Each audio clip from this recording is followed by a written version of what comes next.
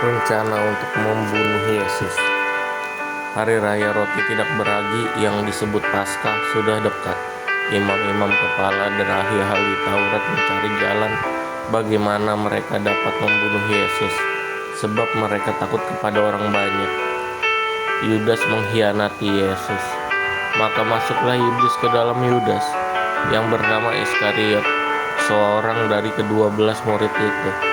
Lalu pergilah Yudas kepada imam-imam kepala dan kepala pengawal bait Allah, dan berunding dengan mereka bagaimana ia dapat menyerahkan Yesus kepada mereka. Mereka sangat gembira dan bermufakat untuk memberikan sejumlah uang kepadanya. Ia menyetujuinya, dan mulai dari waktu itu ia mencari kesempatan yang baik untuk menyerahkan Yesus kepada mereka tanpa setahu orang banyak. Persiapan untuk makan Paskah. Maka tibalah hari raya roti tidak beragi, yaitu hari di mana orang harus menyembelih domba Paskah.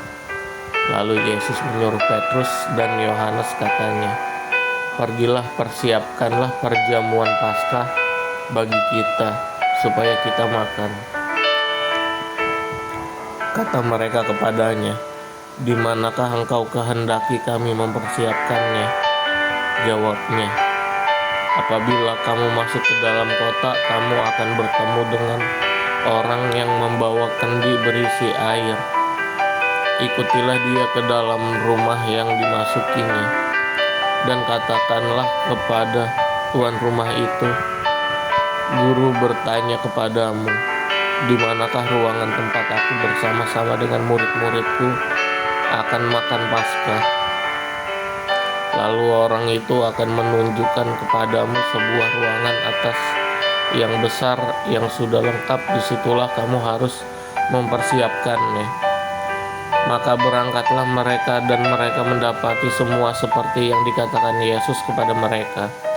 Lalu mereka mempersiapkan Paskah. Penetapan perjamuan malam. Ketika tiba saatnya Yesus duduk makan bersama-sama dengan rasul-rasulnya, katanya kepada mereka, "Aku sangat rindu makan Paskah ini bersama-sama dengan kamu sebelum aku menderita.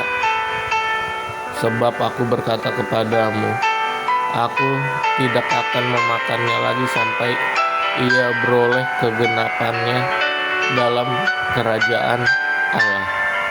Kemudian ia mengambil sebuah cawan, mengucap syukur, lalu berkata, "Ambillah ini dan bagikanlah di antara kamu.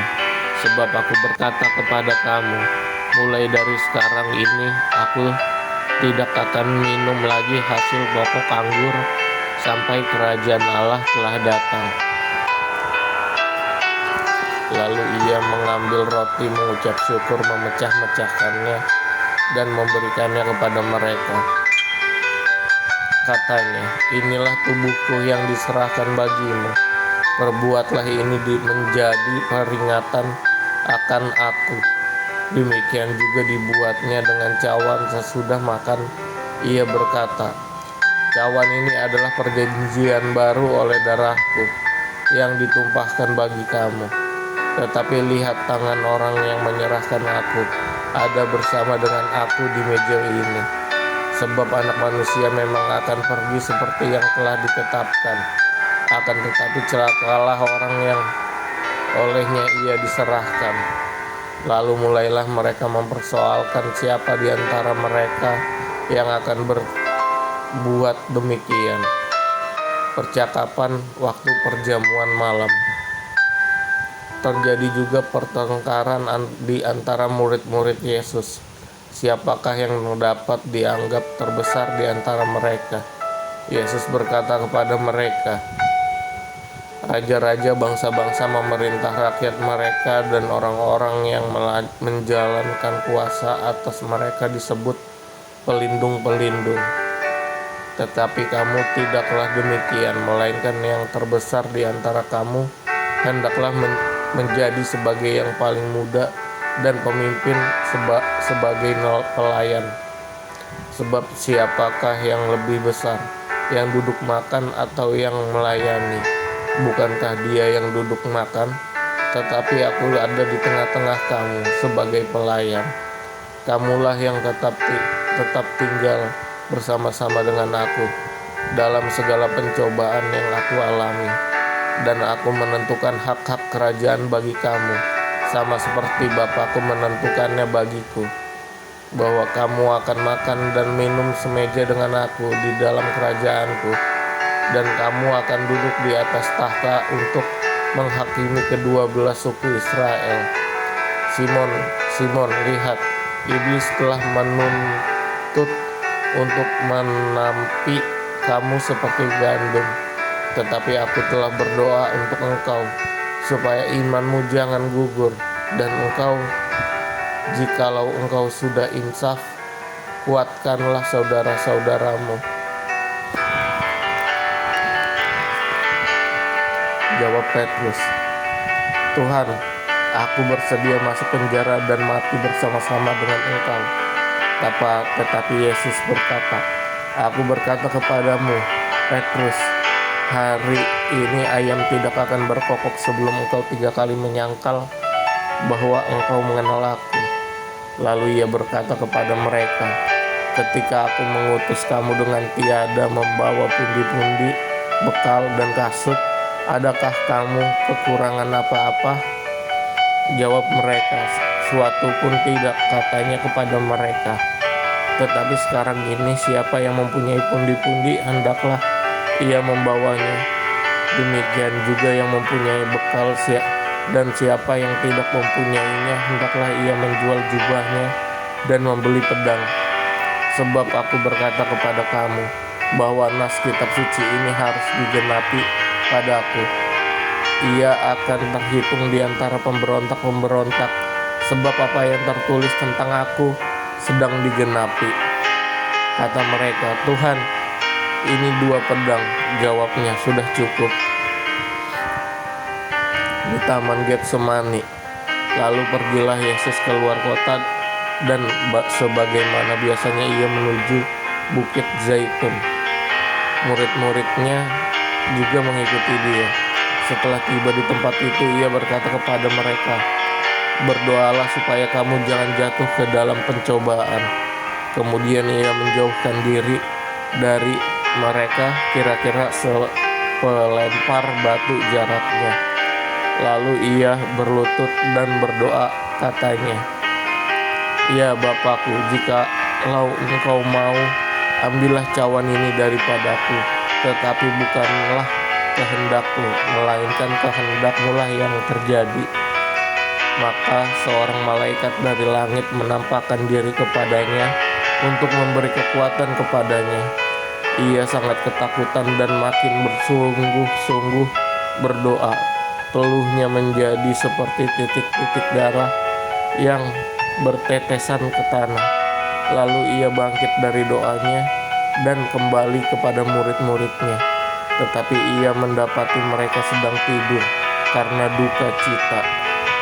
Katanya kepada mereka, mengapa kamu tidur? Bangunlah dan berdoalah, supaya kamu jangan jatuh ke dalam pencobaan. Yesus ditangkap. Waktu Yesus masih berbicara, datanglah serombongan orang, sedang murid-muridnya yang bersama Yudas, seorang dari ke-12 murid itu, berjalan di depan mereka. Yudas mendekati Yesus untuk menciumnya. Maka kata Yesus kepadanya, hai Yudas, engkau menyerahkan anak manusia dengan ciuman. Ketika mereka yang bersama-sama dengan Yesus melihat apa yang akan terjadi, berkatalah mereka, Tuhan, mestikah kami menyerang mereka dengan pedang? Dan seorang dari mereka menyerang hamba imam besar sehingga putus telinga kanannya. Tetapi Yesus berkata, sudahlah itu. Lalu ia menjamah telinga orang itu dan menyembuhkannya. Maka Yesus berkata kepada imam-imam kepala dan kepala-kepala pengawal bait Allah serta tua-tua yang datang untuk menangkap dia, katanya, sangkamu aku ini penyamun maka kamu datang lengkap dengan pedang dan pentung. Padahal tiap-tiap hari aku ada di tengah-tengah kamu di bait Allah, dan kamu tidak menangkap aku. Tetapi inilah saat kamu, dan inilah kuasa kegelapan.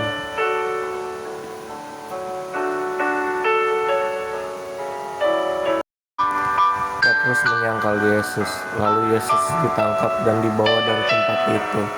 Ia digiring ke rumah imam besar, dan Petrus mengikut dari jauh. Di tengah-tengah halaman rumah ia seorang memasang api, dan mereka duduk mengelilinginya. Petrus juga duduk di tengah-tengah mereka. Seorang hamba perempuan melihat dia duduk dekat api. Ia mengamat-amati lalu berkata, "Juga orang ini bersama-sama dengan dia." Tetapi Petrus menyangkal, katanya, "Bukan, aku tidak kenal dia." Tidak beberapa lama kemudian seorang lain melihat dia lalu berkata, "Engkau juga seorang dari mereka." Tetapi Petrus berkata, "Bukan, aku tidak." Dan kira-kira sejam kemudian seorang lain berkata dengan tegas, "Sungguh orang ini juga bersama-sama dengan dia, sebab ia juga orang Galilea." Tetapi Petrus berkata, "Bukan, aku tidak tahu apa yang engkau katakan." Seketika itu juga, sementara ia berkata, berkokoklah ayam. Lalu berpalinglah Tuhan memandang Petrus. Maka teringatlah Petrus bahwa Tuhan telah berkata kepadanya, "Sebelum ayam berkokok pada hari ini, engkau telah 3 kali menyangkal aku." Lalu ia pergi keluar dan menangis dengan sedihnya di hadapan mahkamah agama, dan orang-orang yang menahan Yesus mengolok-olokkan dia dan memukulinya. Mereka menutupi mukanya dan bertanya, "Cobalah katakan, siapakah yang memukul engkau?" Dan banyak lagi hujat yang diucapkan mereka kepadanya. Dan setelah hari siang, berkumpullah sidang para tua-tua bangsa Yahudi dan imam-imam kepala dan ahli-ahli Taurat. Lalu mereka menghadapkan dia ke mahkamah agama mereka. Katanya, "Jikalau engkau adalah Mesias, katakanlah kepada kami." Jawab Yesus, "Sekalipun aku mengatakannya kepada kamu, namun kamu tidak akan percaya. Dan sekalipun aku bertanya sesuatu kepada kamu, namun kamu tidak akan menjawab. Mulai sekarang Anak Manusia sudah duduk di sebelah kanan Allah yang Maha Kuasa." Dan kata mereka semua, "Kalau begitu engkau ini anak Allah." Jawab Yesus, "Kamu sendiri mengatakan bahwa akulah anak Allah." Lalu kata mereka, "Untuk apa kita perlu kesaksian lagi? Kita ini telah mendengarnya dari mulutnya sendiri."